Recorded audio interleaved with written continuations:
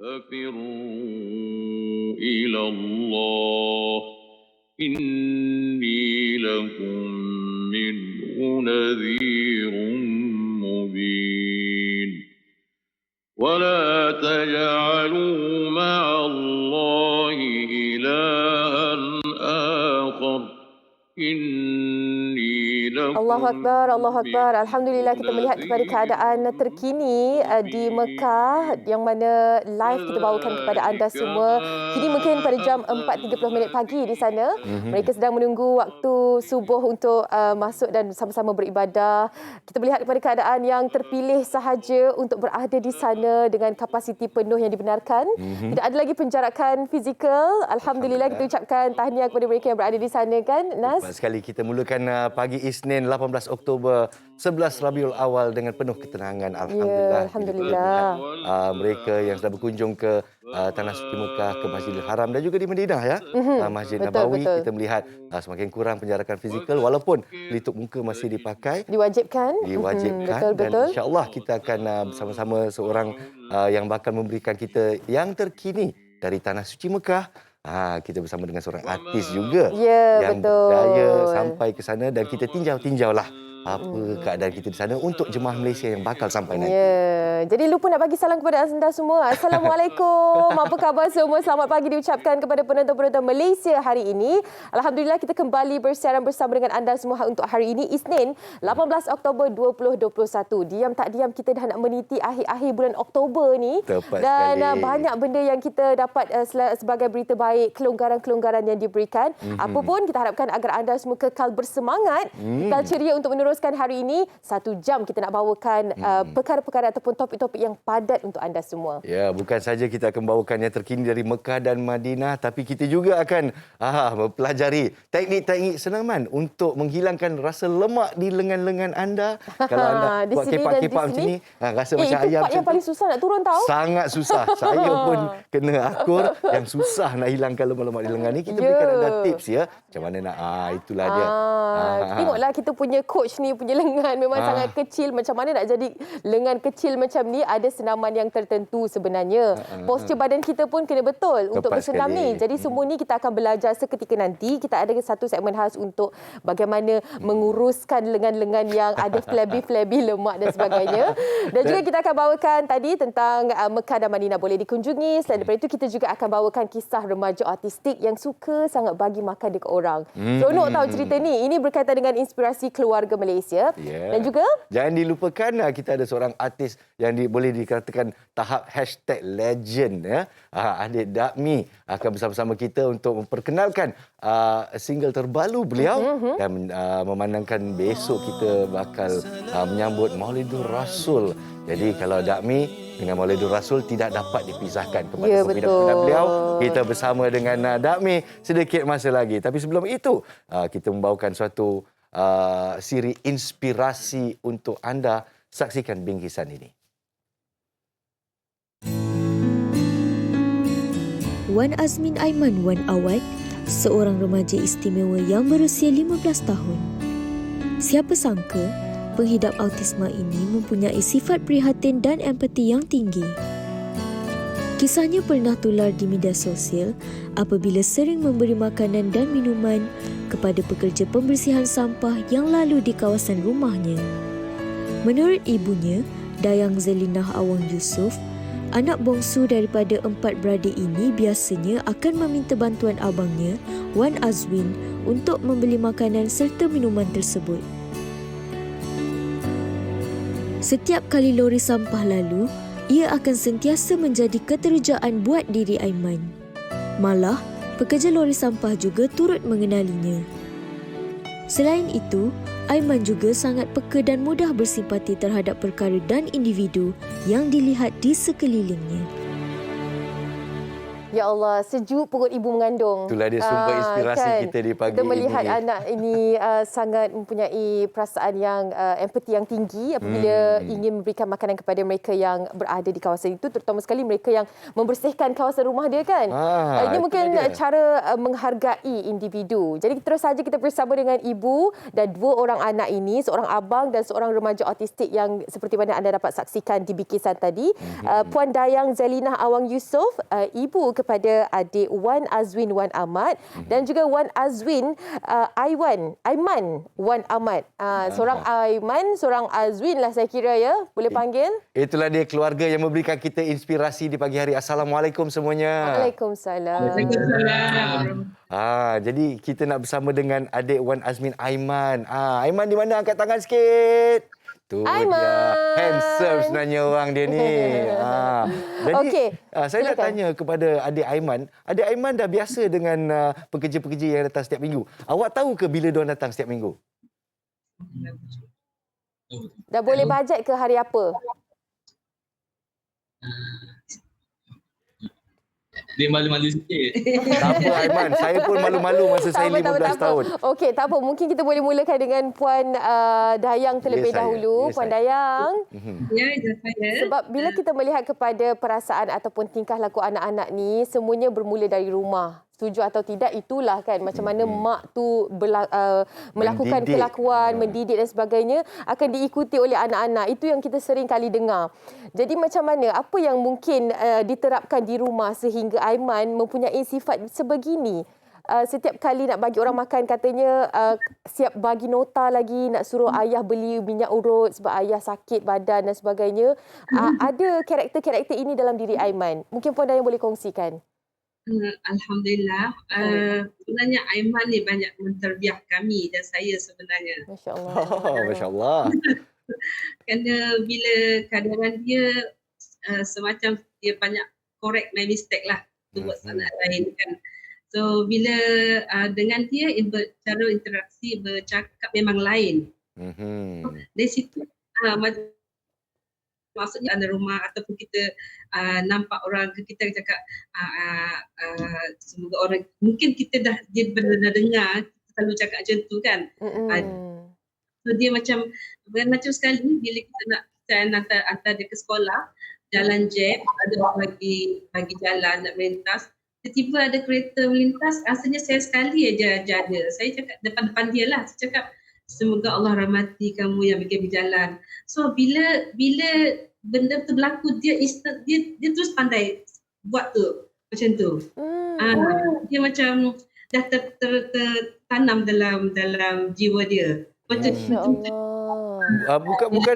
Bukan saja mempunyai empati untuk orang yang sekeliling ya. Saya juga kagum bila saya membaca mesej Aiman kita kepada Yang Berhormat Datuk Seri Zulkifli, iaitu merupakan Menteri Jabatan Perdana Menteri. Jadi adakah Yang Berhormat menjadi idola Aiman? Apa yang tergerak hati membuat dia menulis suatu mesej kepada Yang Berhormat? Dia selalu mengikut kuliah Yang Berhormat. So dia akan catat nota dan mungkin soft spoken buat Yang Berhormat tu. Dia soft spoken yang mendapat hati dia. Ya. Abangnya Wan Azwin pasti lebih kenal adiknya kan, mengetahui apa yang mungkin disukai, apa yang tak suka. Kalau boleh kongsikan, Aiman ni sebenarnya orangnya macam mana di rumah? Okey, alhamdulillah untuk Aiman ni mungkin benda yang sama dengan masyarakat autism yang lain. Dia seorang yang orang kata picky eater. Jadi dia jenis makan tu dia memilih. Tak semua benda dia makan. Apa favourite food dia? Food dia kari ayam dalam tin. Oh, kari ayam dalam tin. Itu paling sedap, betul. Terutamanya bila dia kena datang. spesifik ya, bukan kari ayam tapi kari ayam dalam tin. Dalam tin. Nak Dia bertanya. makan kari tu je, ayam tak makan. Bukan kari je. Kari je, cicang dengan roti tu memang sedap tu. Kalau abang jalan-jalan cari makan tu dah terliur dah dekat sini. Jadi nak bertanya juga, apa yang menggerakkan Aiman untuk memberikan makanan kepada pekerja-pekerja yang datang ke rumah untuk membersihkan kawasan, mengambil tong sampah, menguntit sampah dan sebagainya. Apa yang menggerakkan hati Aiman untuk memberi makanan kepada mereka? Aiman boleh jawab, Aiman? Kenapa Aiman bagi makan dekat mereka? Kenapa Aiman bagi makan dekat abang-abang yang datang tu? Sebab dia tolong kita bersihkan sampah. Sebab dia bersihkan sampah kita. Alhamdulillah. Siapa lagi yang Aiman suka bagi makan? Siapa lagi? Dekat sekolah. Dekat Pak Gad. sekolah. Pak Gad sekolah. Jadi Dia Aiman hantar makan. jadi Aiman selalu suruh mak masak Panggil apa, Umi ke? Mama. Mama. Jadi Aiman selalu suruh mama masak, lepas tu Aiman bagi makan dekat orang, betul? Macam tu. Jadi Aiman bungkus makanan tu sendiri ke? Kadang-kadang bukan lah. Kadang dia bungkus sendiri. Oh, bungkus sendiri Wah, tabik hormat. Nak tanya soalan sipi-sipi sikit. Aiman bila dah besar nak jadi apa? Ada apa cita-cita Aiman bila besar nanti? Al-Hafiz. Masya Allah. Seorang Al-Hafiz. Ya Allah. Amin, Puan insyaAllah. Dayang, sejuknya perut Puan Dayang. Betul, abang pun tercabarlah kalau adik nak jadi Al-Hafiz. Abang pun terpaksalah juga ya. Abang pun dah jadi Al-Hafiz kalau tak salah saya ya. Betul. Dengan Masya kakak. Allah. Jadi menjadi sumber inspirasi. Adik-beradik Aiman ada berapa orang ya? Kalau 4 orang. 4 orang. Jadi yang paling rapat ni saya kira dengan abangnya lah kot ya? Ya, selama PKP ni memang abang ni kawan dia lah. Kawan dia. Abang dah faham dah. Tengok apa dia budak autism ni pagi-pagi dia tak macam tak normal kan. So abang dah faham dari air muka dia nak makan apa dia nak buat. Macam tu lah abang dah faham. Sebab tu dia nak jadi Al-Hafiz, mungkin melihat kepada abangnya kan. Itulah dia. Abangnya lah merupakan idola dia saya kira. Dan sumber inspirasi. Itulah dia. Masya Allah. Syukur abang, tahniah membawa adik ke jalan yang lebih baik. Alhamdulillah. Dan juga pihak sekolah lah, cikgu-cikgu. Walaupun dia sekolah perdana, sekolah biasa, cikgu sangat memahami dia. So itu antara support system yang membantu dia. Betul, Dia just betul. ada stres, support system tu penting lah, saya nampak lah. Sebab masyarakat dapat terima dia, tak pandang kekurangan dia. Dia nampak normal, tapi ada masa kalau yang faham je lah ada anak autism ni kan. Saya kagum kerana dengan pengalaman saya dengan anak-anak autism, kebanyakan tidak mempunyai sifat empati. Jadi saya sangat terperanjat bila saya nampak Aiman dengan sifat empati yang begitu tinggi. Apa surah kegemaran Aiman? Ada tak surah-surah tertentu yang dah hafal ke? Surah Ar-Rahman. Surah apa? Ar-Rahman. Ar-Rahman. Masya Allah, panjang juga itulah surah dia. tu. Baru nak kata. Panjang juga surah Bukannya tu. senang nak Boleh menghafal ke tu. sedikit 3 ayat pertama ataupun mungkin sebanyak mana yang nak dikongsikan? Ya, sajalah. Lepas sikit. Bismillahirrahmanirrahim. Ar-Rahman.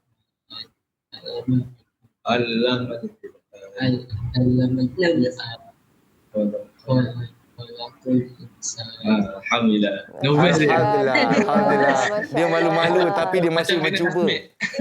Yang Ya, saya betul, suka tak tu apa. walaupun malu-malu dia masih mencuba. Itu semangat yang kita mahu Aiman. Terima kasih banyak-banyak Terima Aiman kasih dan juga banyak-banyak. keluarga memberi inspirasi kepada kami yang serba kekurangan ini juga melihat kepada keluarga ini cukup bahagia. Kelebihan dari pelbagai sudut. Masya Allah. Terima kasih banyak-banyak. Terima kasih. Jaga diri semua ya. Semua terus memberikan inspirasi kepada kami rakyat Malaysia. Bye-bye Aiman. Bye-bye Aiman. Assalamualaikum. Itu dia Allah, Aiman. sekali lagi sejuk hati kita bila kita lihat insan sebegitu. Kan? Membawakan Kadang-kadang kita ni yang inspirasi. sempurna pun belum tentu kita ada kesungguhan untuk memberi makan kepada orang ramai setiap hari. Macam inilah. Bila kita kali terakhir kita bagi makan kepada stranger ataupun orang asing. Kan? Kita Macam perlu inilah. tanya pada diri kita. Apa tu falsafah saya untuk budak-budak istimewa ni. Ya. Mereka istimewa bukan saja mereka adalah seorang insan istimewa, tapi mereka membuat orang di sekeliling mereka istimewa. Betul, Mereka memberi betul. rahmat kepada Tepat yang sekeliling. Alhamdulillah. Baiklah, kita akan berehat seketika di Malaysia hari ini. Anda apabila kita kembali, kita akan bawakan anda yang terkini dari Mekah dan tanah suci Mekah dan juga Madinah, insya-Allah. Rehat seketika.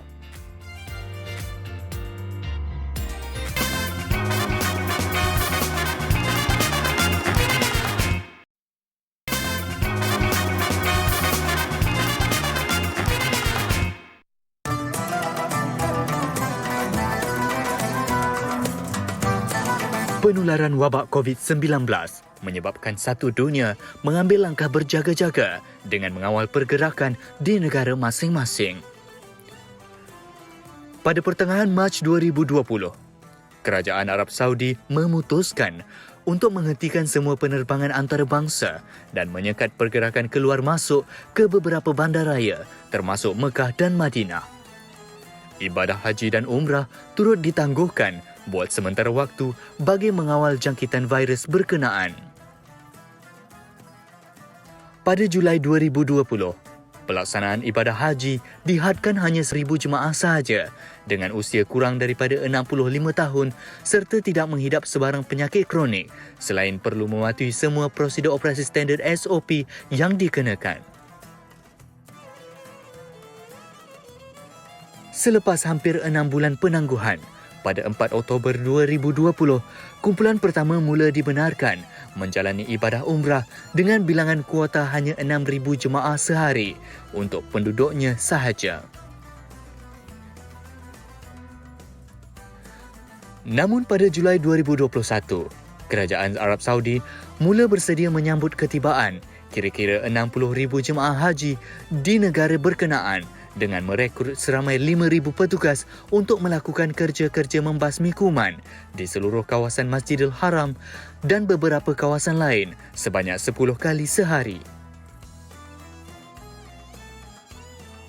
Langkah vaksinasi menunjukkan keberkesanannya. Semalam, Kerajaan Arab Saudi mula membenarkan jemaah umrah menunaikan solat dengan kapasiti penuh di Masjidil Haram dan Masjid Nabawi tanpa penjarakan fizikal buat pertama kalinya sejak tercetusnya pandemik COVID-19. Namun apa yang penting, hanya mereka yang lengkap vaksinasi dibenarkan serta perlulah mematuhi segala SOP yang ditetapkan Kerajaan Arab Saudi.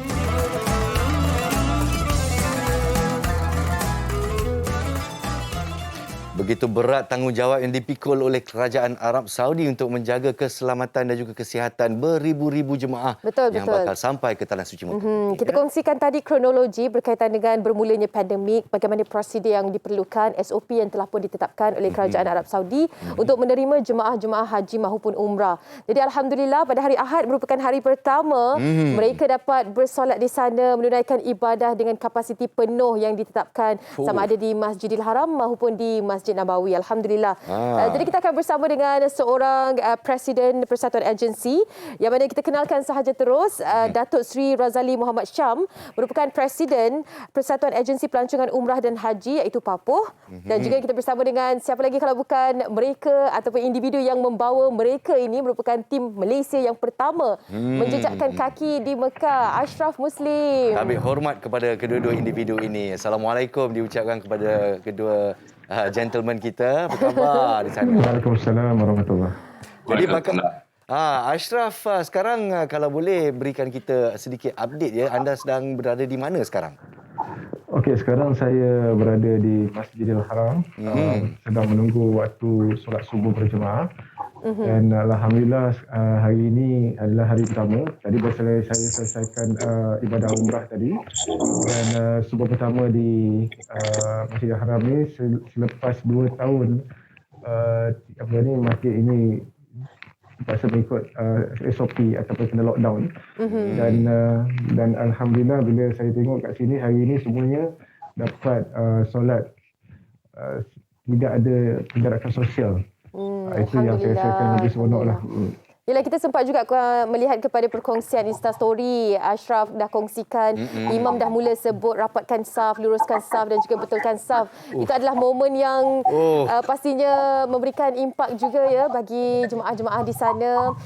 Kita berbalik kepada Datuk Seri. Datuk Seri, mungkin boleh kongsikan persiapan yang boleh dilakukan oleh jemaah-jemaah yang ingin menunaikan umrah selepas ini.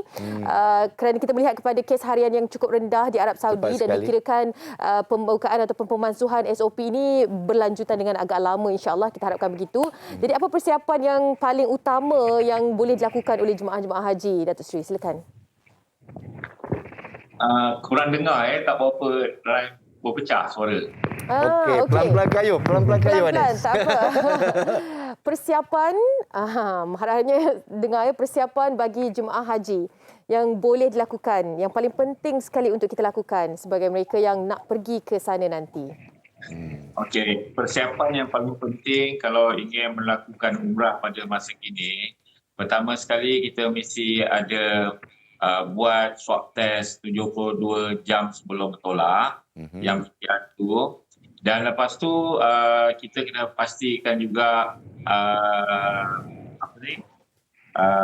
SOP yang di Saudi kita kena sedia, tetapi sekarang dah dilonggarkan. Yang mana kita perjalanan sekarang ni kita dah boleh bersama-sama, cuma kita kena pakai yang tekan mask dan sebagainya lah. Jadi persiapan ni kalau kita dari sini kita kena pastikan vaksin kita dah ambil. Kalau yang Sinovac tu kenalah pakai ni booster dan sebagainya. Jadi the basic sebenarnya apa yang berlaku di Malaysia dari segi SOP sama di Saudi juga. Okey. Tapi untuk suntikan penggalak ataupun booster ini hanya untuk mereka yang mendapat Sinovac di Malaysia ya. Dan boosternya kalau tak salah dia harus disuntik dengan Pfizer ataupun Moderna atau AstraZeneca. Adakah ini betul? Betul. Jadi kalau kita tengok siapa yang pakai Sinovac atau Sinopharm, mereka kena pakai booster. Jadi kita pun bersyukur Kementerian Kesihatan telah juga memberi pelonggaran kepada mereka yang tak buat umrah. Mereka boleh berdaftar dengan MySejahtera untuk buat vaksin suntikan. Cuma kita minta mungkin giliran tu lambat. Tapi kalau kementerian boleh bagi privatize kan, kalau ada syarikat swasta ke klinik yang boleh buat, kerana jemaah yang nak bertolak yang sanggup bayar boleh pergi buat vaksin dan bertolak. Kerana kalau kira mula bulan depan mungkin sebulan cepat atau 2 bulan. Jadi kita minta kelonggaran itu dah bagus dibagi oleh Kementerian Kesihatan, tapi kita minta dipermudahkan lagi kemungkinan sampai kita boleh nak pergi cepat, pergilah di swasta untuk mendapatkan itu. Sebelum kita kembali ke Ashraf Muslim, mungkin saya nak tanya tentang kuarantin ya untuk jemaah Malaysia yang ke sana dan kembali. Adakah kita perlu menjalani kuarantin juga? Ya, kalau kita tengok kuarantin dia kata balik mesti 7 hari sekarang. Dah kurang daripada 14 hari. Jadi itu pun satu pelonggaran. Alhamdulillah, alhamdulillah. Alhamdulillah, semoga perjalanan ini dimudahkan kan dari setiap genap aspek. Okey Ashraf, kita nak tahu juga kabarnya Ashraf perjalanannya dari Madinah ke Mekah, dan kita tengok apa yang Ashraf sempat update di media sosial lah. Itu sahaja kan kita dapat berhubung dengan Ashraf, melihat kepada aktiviti-aktiviti yang dilakukan, melawat masjid dan sebagainya, melakukan aktiviti sedekah juga di kawasan itu. Ada yang kawasan dibenarkan untuk buka pelitup muka, ada kawasan yang wajib memakai pelitup muka kan? Mungkin Ashraf boleh kongsikan apa yang menarik sepanjang perjalanan Ashraf? Dari Madinah sampai ke Mekah. Silakan. Okey, dari segi SOP yang memakai mask ni atau pelitup muka ni perlu dilakukan di dalam masjid. Kalau di luar tidak ada masalah kalau tak pakai. So di macam tempat yang bertutup ataupun beraircon diwajibkan memakai masjid. Kalau di dalam Masjidil Haram sendiri pun nak kena masuk ni ada 2 perkara yang perlu wajib kena dia akan check lah. Pertama dia akan tengok apps, dalam apps macam kita punya apps Tawakkalna tu ya. Iaitu nama Tawakkalna. So kat situ setiap orang yang jemaah datang sini setiap waktu dia kena book untuk ibadah apa, untuk solat subuh, maghrib apa semua, solat fardu dia kena book dulu. Every day kena book. So kalau macam umrah pun dia kena book juga. So bila dia dah register dalam apps tu, barulah kita jemaah boleh pergi mengerjakan ibadah. Kalau tak ada apps dalam apps tu, memang kita tak boleh masuk dalam masjid pun tak boleh masuk. Itu pentingnya. So kedua, mask kena pakai. Saya mengharapkan ada satu lagi keajaiban lepas ni bila dia cakap penjarakan sosial dah tidak perlu ada. Hopefully lepas ni tahun sunat ada. Sebab sekarang ni tahun sunat belum ada lagi. Tidak dibenarkan lagi. So kita tidak boleh solat berjemaah di depan Kaabah, tak boleh lagi. So kalau dilihat di sini, ini semuanya, mereka semua sembahyang di atas tingkat 2. Semuanya dalam keadaan ni. Dapat lihat semuanya berpelitup muka. Jadi saya difahamkan kalau kita pergi umrah ni kadang-kadang bila kita ada masa kita nak lakukan lagi dan lagi dan lagi, kita nak maksimalkan masa kita kan, Encik Ashraf. Jadi sekarang saya difahamkan kita boleh lakukan sekali saja. Okey, untuk macam saya ni kena boleh buat umrah untuk sekali saja. Itu dia. Adanya. Itu pun dah sekali saja alhamdulillah untuk sangat-sangat 45 kan. hari. So, jadi kepada siapa yang dapat peluang untuk mengerjakan umrah, kena betul-betul fokus, kena betul-betul buat sehabis baiklah untuk setiap kali umrah tu. Okey. Kalau mungkin boleh kongsikan juga aktiviti luar daripada masjid itu, apa lagi yang dilakukan oleh Ashraf dan juga tim? Saya memang kalau datang sini akan buat aktiviti, contohnya buat bersedekah apa semua kan. Dengan kawan-kawan macam mana kita nak agihkan makanan, dan ramai juga daripada rakan-rakan saya yang ingin menyumbang untuk menyalurkan sumbangan bagi agihan makanan ataupun apa sajalah untuk bersedekah di sini. Jadi itu tanggungjawab saya lah bila saya dekat sini. Itu yang saya buat, aktiviti mengagikan makanan bagi orang yang daif. Ada kawasan-kawasan tempat di Mekah ni ataupun di Madinah ni ada kawasan-kawasan yang daif. Jadi mereka memerlukan makan. Nampak macam macam tapi sebenarnya dia orang hidup yang dalam keadaan daif. Okey, kita ucapkan yang terbaik buat Ashraf Muslim yang sedang berada di sana sekarang. Semoga umrah anda mabrur, semabrur-mabrurnya. Amin, insya-Allah. Terima kasih Ashraf. Dan mungkin satu soalan kepada Datuk Seri Razali ya. Dinyatakan di sini Arab Saudi telah pun membenarkan 250,000 jemaah domestiknya untuk beribadah. Tapi adakah Malaysia diberi orang kata peruntukan rasmi? Is there an official word yang kita dibenarkan untuk mengerjakan umrah di Arab Saudi? Ya, untuk makluman kita di Malaysia ni memang dah dibenarkan daripada dulu lagi, daripada masa PKP lagi pun memang dibenarkan untuk buat umrah. Itu kelebihan Malaysia. Dia tiada limit yang tiada had, cuma masa tu kita tak boleh pergi kerana kita kena mendapat kebenaran daripada Kementerian Barang Negeri atau Immigration, itu My Travel Pass. Jadi dari keistimewaan orang Malaysia ni, kita adalah mula-mula dua negara Islam yang dibenarkan pergi sana tanpa had. Alhamdulillah. Alhamdulillah. Diberi. Jadi terima kasih di atas terima kasih khidmat. banyak-banyak. Terima kasih kepada khidmat Datuk Seri, dan insya-Allah kita rakyat Malaysia dapat berkumpul di Mekah dan Madinah semula untuk mengerjakan umrah. Terima kasih banyak-banyak ya. Terima kasih juga kepada Encik Ashraf Muslim kita. Teruslah ibadah anda. Amin, insya-Allah. Semoga dipermudahkan dari setiap sudut. Sesiapa yang nak pergi umrah nanti, pastikan persiapan rapi dijalankan kan. Pastinya agensi anda semua dah siapkan ngam-ngam cantik semua untuk anda semua. Insya-Allah kita harapkan ibadah ini diterima Allah Subhanahu Wa Taala. Amin, insya-Allah. Okey, kita teruskan perkongsian kita pada hari ini dengan apa yang menarik dari meja medsos. Betul. Semuanya selepas ini dalam Malaysia hari ini. Jangan ke mana-mana.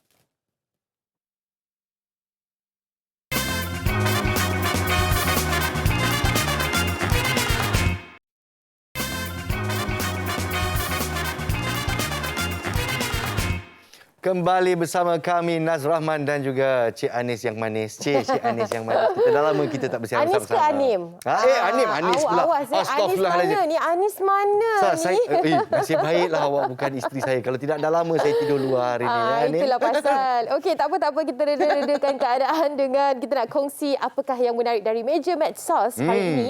Kita nak raikan tentang Piala Thomas yang mana menamatkan 2 dekad kemarau yang tidak menjadi juara. 19 tahun. Kembali merangkul kejuaraan yang paling tinggi iaitu Indonesia kembali merangkul kejuaraan selepas 19 tahun. Ya, ini merupakan kemenangan yang ke-14 buat Indonesia, menang 3-0 ke atas musuh ketat China ya. Ya, betul. Dan kabarnya ini merupakan satu pencaturan yang cukup baik sekali apabila merehatkan pemain utama dunia mereka dengan memberikan pemain yang lain iaitu kita boleh sebutkan di sini Fajar dan juga gandingannya Rian Ardianto. Ini merupakan sebenarnya mereka adalah pemain tambahan tapi ditukarkan ataupun pencaturan yang terbaik sekali oleh coach mereka turut menjadi katanya. Tahniah kita ucapkan kepada Indonesia yang 14 kali memenangi kejuaraan Piala Thomas, diikuti dengan China 10 kali kemenangan. Masih lagi ada jurang di sana ada jurang di sana. Tapi kalau cakap pasal melompat kegembiraan, bukan saja rakyat Indonesia tapi juga rakyat Malaysia yang dibenarkan merentas negeri dan juga membawa ahli keluarga beriadah bersama-sama. Jadi kalau kita nampak di media sosial dan sebagainya, rakyat Malaysia berkongsi. Raya momen, balik kampung. Ni macam betul-betul raya lah. Kalau tak salah saya, Fariha On kita juga berada di kampung. Inilah antara visual-visual. Ya, tapi itulah kalau nak dikatakan ni, bila ramai sangat serbu satu tempat tu, kepadatan kan. Tapi kita lagi bukan macam Arab Saudi dah mengasuhkan penjarakan fizikal kan. Kita masih lagi perlu ataupun wajib menjalankan SOP kita dari segi penjarakan fizikal sebenarnya. Yes, tapi itulah kegairahan, keterujaan kita yang dah lama tak balik kampung, nak berkelah, nak bebas macam ni. Kadang-kadang kita terlupa SOP kita. Betul, ni teruja bukannya sangat. kita tayangkan nak cakap tempat ni ramai je, tapi kita nak sama-sama ingatkan sesama kita. Sebab kita, apa yang paling penting sekali adalah kita tak nak kes harian kita meningkat naik. Tepat sekali. Jadi apa yang kita perlu lakukan, hargai betul-betul kelonggaran yang diberikan oleh kita semua ni untuk kita sama-sama menjaga penjarakan fizikal. Walaupun susah, jaga juga insya-Allah. Satu lagi aspek yang kita kena pantau ni, jangan kita lupa kanak-kanak kita di bawah 12 tahun masih belum divaksin dan masih terdedah kepada bahaya. Jadi kepada kita yang tua tak tahu nak menerapkan SOP, jadi yang muda apa lagi dia akan ikut. Satu lagi dah kita dedahkan mereka pula kepada bahaya. Jadi sekali lagi pesanan MHI kepada anda semua yang sedang beriadah, jagalah, pantaulah SOP anda. Balik kampung baik-baik juga ya. Yes, okey, kita teruskan perkongsian kita dalam Malaysia hari ini dengan cara untuk mengempiskan lengan. Itulah ini dia. bukan lengan saya besar, baju saya memang berlengan besar. Saya setuju sama sekali, Nim. Ini semua salah baju dia. Nasib baik awak setuju. Terima kasih. Semua salah baju. Baju tu yang dah kecil. Saya tak nak tidur luar sebab itulah. Jadi kepada anda semua yang juga berbaju besar seperti anda sekarang ini, kalau ingin melakukan senaman untuk mengurangkan saiz lengan anda, inilah masanya. Silalah lihat bingkisan kita. Hai, selamat pagi semua. Saya Coach May. Hari ini saya nak tunjukkan senaman lengan yang mudah bantu anda membuang kulit longgar di sekitar lengan anda dengan cara yang mudah, hanya guna anggota badan bahagian atas saja. Jom kita lakukan sama-sama. Jom kita mulakan gerakan pertama. Depakkan tangan anda. Kita buat putaran C ke depan and then ke belakang.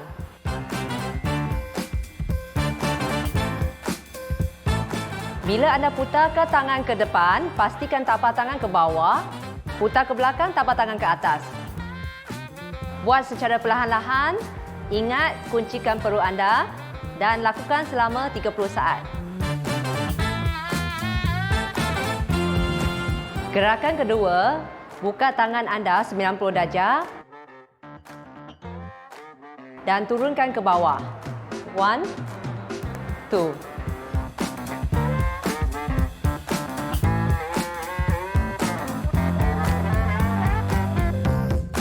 Lakukan selama 30 saat. Gerakan nombor 3, angkat tangan anda 90 darjah, rapatkan tangan anda dengan siku anda, lepas tu tolak ke atas. Turun, buka, tutup, tolak ke atas, turun, buka.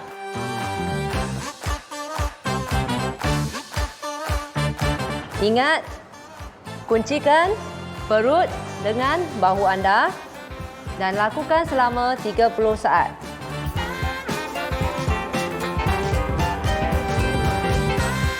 Gerakan terakhir, angkat kedua-dua tangan ke atas. Kuncikan siku anda pada posisi yang sama, turunkan tangan ke bawah.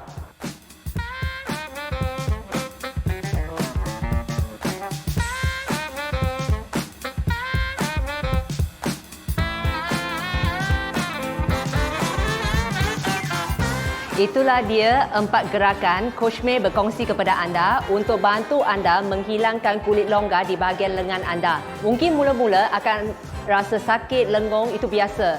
Untuk pemula, kita buat dulu 1 set. Kalau awak dah mahir, anda boleh ulangkan 3 hingga 4 set. Itulah dia senaman yang kita ajarkan kepada anda di pagi hari. Ingat pesanan coach kita, kalau tak larat, jangan apa pepatah Melayu kita, kalau niat nak memeluk gunung, apakan daya tangan tak sampai, janganlah buat banyak sangat sampai lenguh tak boleh angkat apa-apa lagi. Kita buat secukup daya kita sahaja ya. Pelan-pelan kita kayuh. Baiklah, cerita pasal pelai kayu pelan-pelan ni, kita bercerita tentang pertubuhan sukarelawan Ad-Diniyah yang sedang pelan-pelan mengumpulkan dana buat suku kaum Cham di Kemboja. Apakah matlamat mereka? Kita bersama dengan Ustaz Dr. Zamri Zainuddin. Kita akan berbicara dengan beliau apa yang kita boleh bantu. Dan setakat ini, apa kata kita lihat ringkisan kita dulu. Mereka minum air hujan dan air sungai yang keruh untuk hidup. Menyumbanglah kepada kempen infak pam air Kemboja Pertubuhan Ad-Diniyah untuk membina 10,000 unit pam air bagi minoriti umat Islam di Kemboja. Sekarang, insya-Allah, pahala mengalir tanpa henti selagi mana air bersih mengalir dari pam yang anda sumbangkan itu. Itulah dia niat murni Pertubuhan Sukarelawan Ad-Diniyah untuk membawa air yang bersih kepada suku kaum Cham di Kemboja. Dan bersama-sama kita, sekali lagi, Duta Pertubuhan Sukarelawan Ad-Diniyah, Ustaz Dr. Zamri Zainuddin kembali bersama kita di Malaysia hari ini. Assalamualaikum Ustaz. Waalaikumsalam warahmatullahi wabarakatuh. Nas, apa khabar? Khabar baik, Alhamdulillah. Dan kita mulakan minggu ini dengan penuh kesedaran Ustaz. Besok kita bakal menyambut Maulidur Rasul. Jadi pada hari ini, apakah matlamat Ustaz dan pesanan Ustaz tentang Pertubuhan Ad-Diniyah dan apa dilakukan untuk ummah di seluruh dunia? Silakan. Baik. Alhamdulillah, wassalatu wassalamu ala Rasulillah. Terima kasih Nas, penonton di rumah. Pertubuhan Sukarelawan Ad-Diniyah yang melantik saya selaku ikon ataupun duta kepada pertubuhan ini telah ditubuhkan semenjak 1985 lagi untuk aktiviti-aktiviti kesukarelawanan bukan sahaja di Malaysia tetapi di negara-negara jiran seperti Selatan Thailand, Indonesia, Bangladesh, Myanmar dan Kemboja. Dan sebelum ini aktif dengan aktiviti infak solar, infak basikal, infak tandas, begitu juga infak Quran dan kebelakangan ini kita fokus kepada infak pam air di Kemboja kerana kritikalnya isu air bersih untuk digunakan sebagai asas kepada kehidupan. Jadi Alhamdulillah pada tahun yang lalu kita berjaya membina 9,000 unit pam air di Kemboja dan pada tahun ini kita sasarkan lebih lagi 10,000 unit pam air di Kemboja insya-Allah.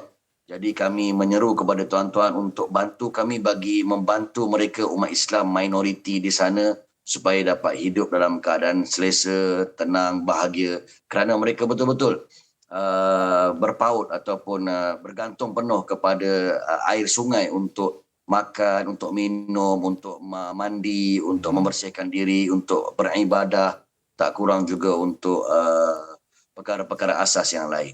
Menjadi hak ya perkara asas untuk mempunyai air yang bersih untuk digunakan diminum dan digunakan untuk pembersihan diri. Jadi Ustaz, ingin saya bertanya, kalau tahun lepas 9,000 sasaran jumlah PAIMnya, tahun ini 10,000 sasarannya. Jadi berapa jumlah dana telah dikumpulkan setakat ini dan berapa jauh lagi kepada sasaran akhir kita? Ya, untuk 10,000 unit pam air di Kemboja ini kita memerlukan kos sebanyak 17 juta. Maka kita dana yang terkumpul baru sekitar RM1,264,308 lebih begitulah. Dan ada lagi RM15,735,691. Jadi jumlah yang besar ini pastikan memerlukan bantuan daripada tuan-tuan masyarakat Malaysia yang sangat prihatin kepada umat Islam yang diibaratkan cubit peha kanan terasa peha kiri. Umat Islam di sana menangis, kita cukup juga sedih merasakan kekurangan bekalan air bersih ini. Jadi bila sebut juta-juta, mungkin saya, Nas dan penonton pun rasa seram juga. Ustaz, saya tak adalah jutawan kan. Walaupun insya-Allah bakal jutawan. Sebenarnya satu unit pam air ni baru RM1,700 sahaja. Dan boleh berkongsi pula pada 10 penama. Bermakna satu penama ni RM170 sahaja. Untuk memastikan mereka hidup dalam keadaan bahagia. Saya rasa Nas mungkin pernah pergi ke Kemboja sendiri kan? Saya pernah pergi ke Kemboja dan melihat kehidupan suku kaum Cham ni yang betul saya akur dengan apa yang Ustaz nyatakan. Dia mandi dengan air lumpurnya. Bila dia mandi dengan air lumpur ni, rambut dia pun sama warna dengan tanah yang ada di sana. Jadi terangkanlah sikit hikmah menginfak air, pam air ini kepada suku kaum yang amat memerlukan. Silakan Ustaz. Ya. daripada sadis kejadian yang Nas kongsikan tadi yang kami semua pun melihat juga di Kampung Cham ini. Saya teringat sabda Nabi SAW yang menyatakan seorang sahabat bernama Sa'ad bin Ubadah bertanya, apakah afdalus sedekah? Apakah sedekah yang paling afdal? Maka Nabi menjawab, sedekah air, infak air. Maka bertepatan dengan bulan Maulidur Rasul ini esok yang dinamakan Maulidur Rasul, bercita-cita untuk mengikut sunnah Nabi, anjuran Nabi. Inilah masanya. Ini pula hari Isnin, tuan-tuan yang dirahmati Allah. Hari yang dibentangkan amalan pada setiap Isnin dan Khamis. Nabi suka membentangkan amalan dalam keadaan dia berpuasa. Tepat Begitu sekali. juga dengan perkara-perkara yang amalan sunat yang lain. Kalau kita dibentangkan amalan dalam keadaan bersedekah dan berinfak pula kepada Pertubuhan Sukarelawan Adiniyah ini, pastinya pahalanya Masya Allah besar. Jadi bolehlah menghubungi pada nombor skrin yang tertera di hadapan tuan-tuan di website kami www.infakpumairkemboja.com. Sangat direct ya.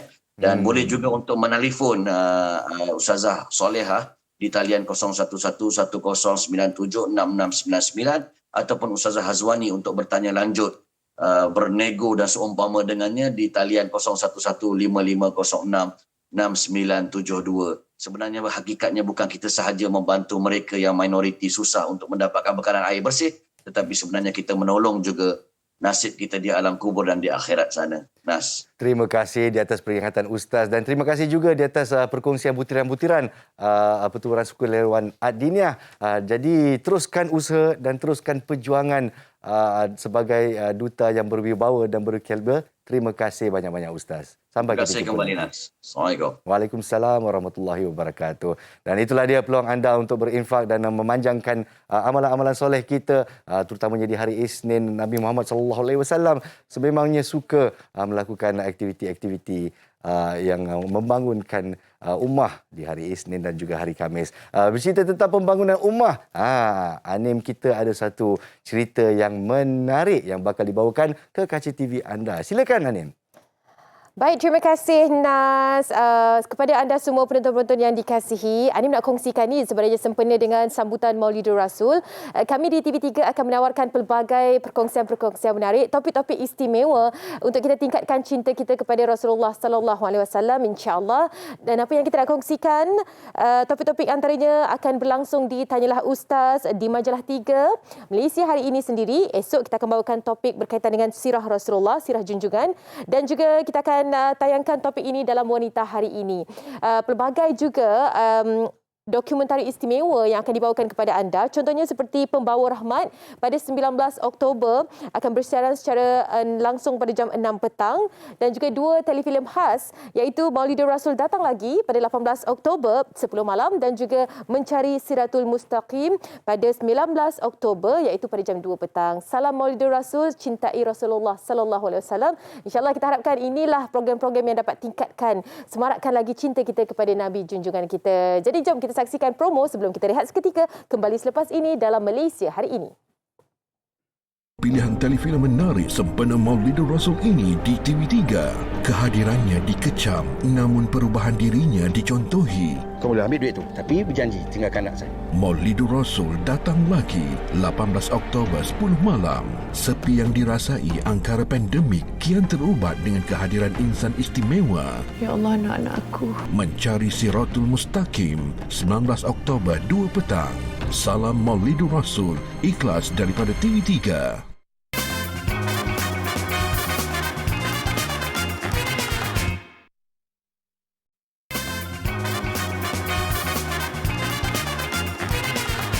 Masih lagi bersama dengan kami dalam Malaysia Hari Ini. Di hujung-hujung rancangan ni kan kita nak kongsikan seorang artis yang membawakan konsep ketuhanan dalam muzik dan juga jiwa beliau.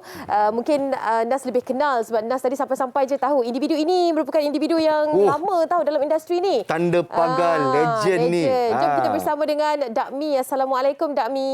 Assalamualaikum Dakmi. Waalaikumsalam warahmatullahi wabarakatuh. Masya-Allah. Sani, apa khabar? Baik-baik, alhamdulillah. Salam Maulidur Rasul, bang. Saya nak sebut Dakmi, saya rasa segan sangat saya sebut abang Dakmi lah. Dia dah berkecimpung dalam 30 tahun dalam industri. Kalau sebut pasal semua kumpulan-kumpulan nasyid dari dulu hingga sekarang, mesti ada sentuhan Dakmi. Betul atau tidak? boleh katakan semualah, tapi bukan semualah, 90% lah. Itulah dia. Boleh kira lah. Boleh kira lah begitu. Kita nak kongsikan juga, nak raikan album yang baru sahaja dilancarkan. Kabarnya ada 10 lagu baru yang dimuatkan dalam satu album. Ini adalah hasil, orang kata hasil PKP ya. Inilah nama dia, PKP membuahkan hasil. Mungkin boleh kongsikan Dak Mi?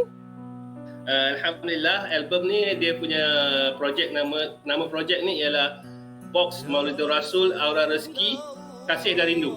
Kasih dan Rindu ya.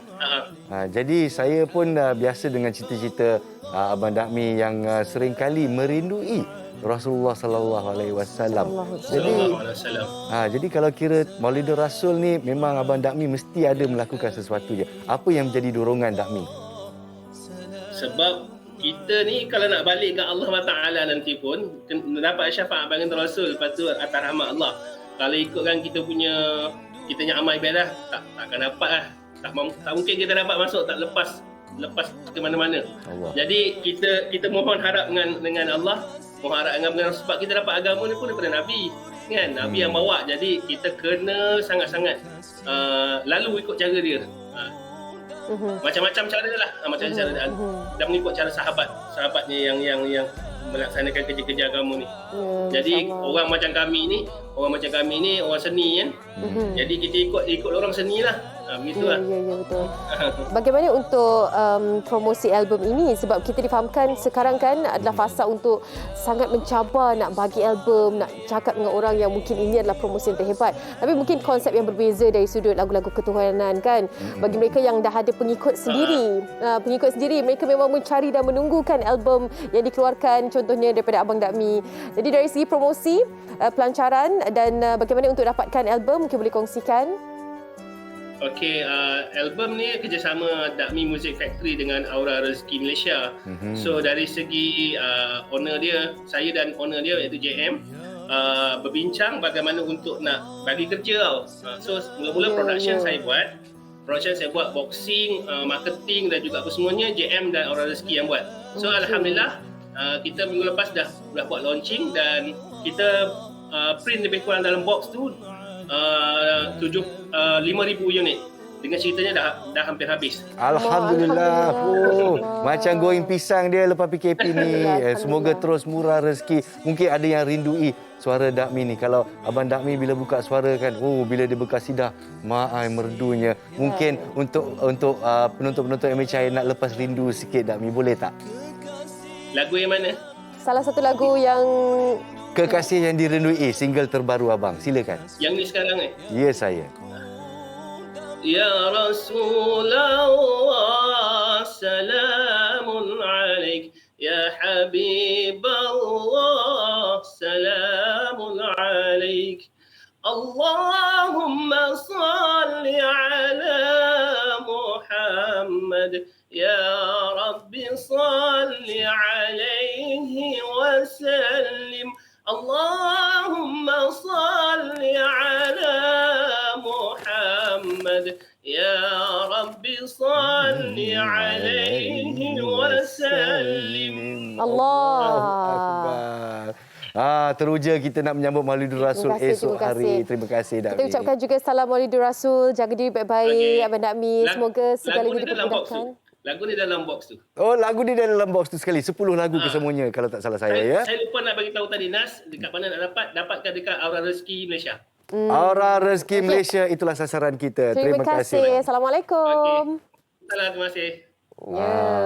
Okey, sempena dengan esok kita menyambut Maulidur Rasul, kita juga di Malaysia hari ini akan bawakan topik istimewa bersempena dengan Maulidur Rasul untuk tingkatkan cinta kita kepada Rasulullah sallallahu alaihi wasallam. Insya-Allah esok jangan lupa tahu 9.30 pagi abang kita ni akan bersama dengan anda untuk perkongsian esok. Kita juga akan bersiaran langsung ke Masjid Putrajaya insya-Allah untuk melihat sambutan Maulidur Rasul di Malaysia hari ini. Masjid Wilayah, minta maaf ya, Masjid Wilayah. Jadi jangan lupa bersama-sama kita untuk kita hayati perayaan Maulidur Rasul. Salam Maulidur Rasul. Assalamualaikum semua. Jaga diri. Jaga diri baik-baik.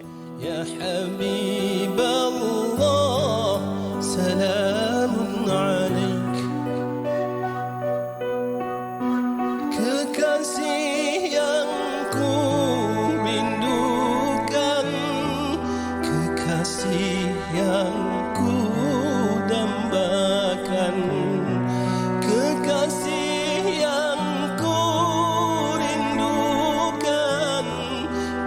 kasih yang ku